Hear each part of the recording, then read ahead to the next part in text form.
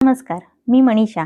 Bright foods and creation ह्या YouTube चॅनलवर आपले खूप खूप मनापासून स्वागत आहे. आज आपण बनवणार आहोत गव्हाच्या पिठापासून पौष्टिक आणि चविष्ट नाश्त्यासाठीचा एक पदार्थ.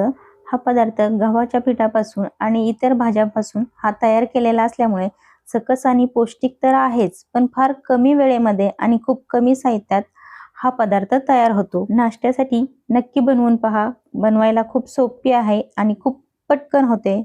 पण त्याआधी तुम्ही जर चॅनलवर नवीन असाल तर प्लीज चॅनलला सबस्क्राईब करा आणि व्हिडिओला लाईक करा. चला तर मग आपण रेसिपीला सुरुवात करूया.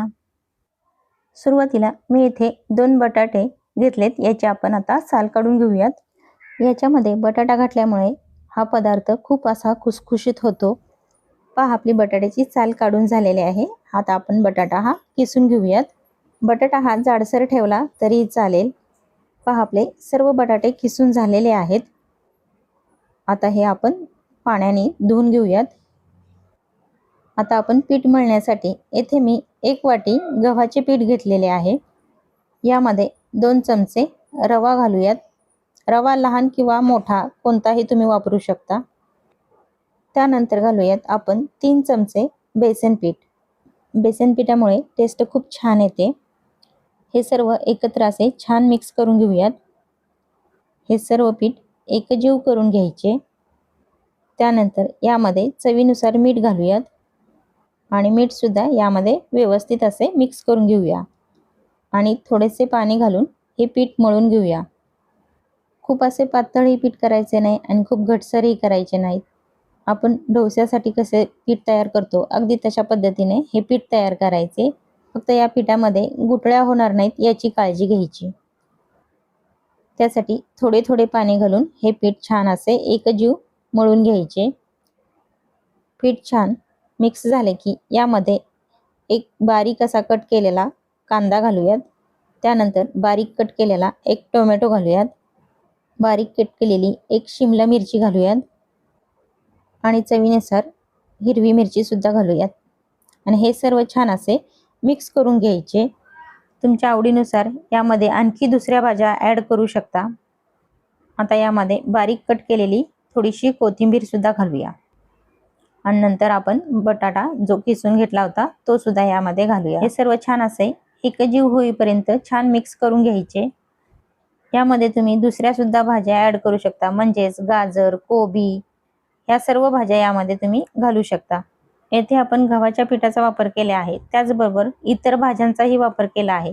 त्यामुळे हा पदार्थ पौष्टिक आणि चविष्ट तर आहेच, पण सकस सुद्धा आहे. पहा, जवळजवळ आपले पीठ हे मळून झालेले आहे. थोडेसे घटसर वाटते, त्यामुळे यामध्ये मी थोडेसे पाणी ॲड करते. म्हणजे थोडेसे पातळ केले की हे तव्यामध्ये आपल्याला व्यवस्थित सोडता येईल. पहा, व्यवस्थित असे आपले पीठ मळून झालेले आहे. हे पीठ आपण 15 मिनिटं झाकून ठेवणार आहोत. पहा, 15 मिनिटं झालेले आहेत. आपण झाकण काढूयात आणि छान व्यवस्थित पीठ भिजले आहे की नाही ते पाहूया. पीठ भिजल्यानंतर यामध्ये आपण 2 चमचे तीळ घालणार आहोत आणि हे तीळ सुद्धा व्यवस्थित मिक्स करून घ्यायचे. पीठ व्यवस्थित भिजलेले आहे, त्यामुळे एका गॅसवरती एक तवा ठेवायचा आणि तवा छान असा गरम झाला की यावर थोडेसे तेल लावून तेल थोडेसे पसरवून घेऊन तव्यावर मिश्रण सोडायचे. हे मिश्रण आपोआपच तव्यावर व्यवस्थित असे पसरले जाते. फक्त याला थोडासा गोल आकार द्यायचा. गॅस हा मिडियमच ठेवायचा. 2 मिनिटं झालेले आहे. मिश्रण थोडेसे घटसर दिसले की याला वरून थोडेसे आणखी तेल लावून घ्यायचे. तेल लावून झाले की हे पलटून घ्यायचे. पहा, खरपूस असे भाजले गेलेले आहे. 2 मिनिटांनंतर आपण दुसरी बाजू पलटून घेऊयात. पहा, दोन्ही बाजूनी व्यवस्थित असे खरपूस भाजून घेतलेले आहे. आता आपण हे काढून घेऊयात. अशाच पद्धतीने आपण दुसरे सुद्धा थालीपीठ यावर सोडूयात. दुसरे थालीपीठ सोडताना सुद्धा थोडेसे तेल पसरवून घ्यायचे. त्यावरच हे मिश्रण सोडायचे आणि गोलाकार द्यायचा. थोडेसे जाडसरच ठेवायचे आणि 2 मिनिटांनंतर हे सुद्धा पलटून घ्यायचे. पहा, दुसरे थालीपीठ करताना तवा व्यवस्थित गरम झाल्यामुळे दुसरे थालीपीठाचा रंग हा खूप छान येतो. आपले दुसरे थालीपीठही तयार झाले. आपण हेही काढून घेऊयात. अशाच पद्धतीने सर्व थालीपीठ आपले करून झालेले आहेत. खमंग असे आपले गव्हाचे थालीपीठ तयार आहे। पहा, येथे मी एक तोडून दाखवते। पहा, एकदम मऊ असे आपले थालीपीठ तयार आहे। हे थालीपीठ तुम्ही दही किंवा सॉस किंवा कोणतीही चटणी यासोबत खाऊ शकता।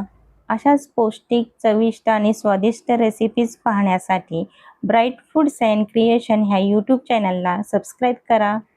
व्हिडिओ आवडला असेल तर व्हिडिओला लाईक सुद्धा करा आणि आजची ही रेसिपी कशी वाटली नक्की कमेंट करून सांगायला विसरू नका। तुमच्या मित्रमैत्रिणी व नातेवाईक यांना सुद्धा शेअर करा। तर पुन्हा भेटूयात अशाच नवनवीन चमचमीत, झणझणीत आणि चटपटीत रेसिपी सोबत। तोपर्यंत बाय बाय।